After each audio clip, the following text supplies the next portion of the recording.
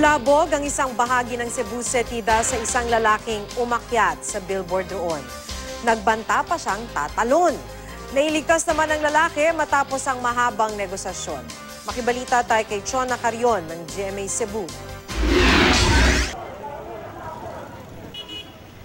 Umagang-umaga nang bulabog ang lalaking ito nang umakyat siya sa isang billboard frame sa downtown area ng Cebu City.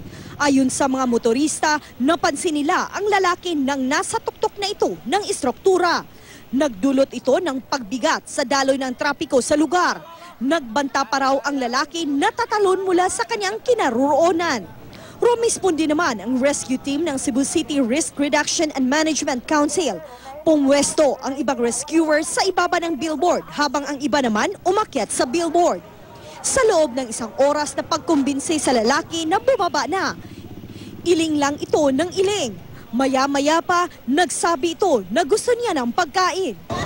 Sir, wala na yung PNP niya sa taas. Wala na yung PNP. Nanaog na, nanaog. Sige na sir, nahinay lang naog sir, nahinay lang. Wala na yung PNP niya. Dinalhan naman siya ng pagkain ng mga otoridad. Nang makita niya ito, pumayag na siyang bumaba.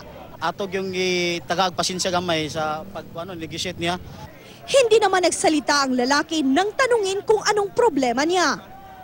Dinala siya sa Cebu City Medical Center para mapasuri.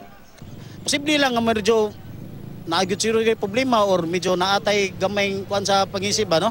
Di sa ko kaingon naka-drug siya. Mabilis ding naibalik sa normal ang sitwasyon sa lugar matapos ang insidente. Inaalam pa kung sino ang mga kaanak ng lalaki. Chona Carion, Nagbabalita, Pilipinas.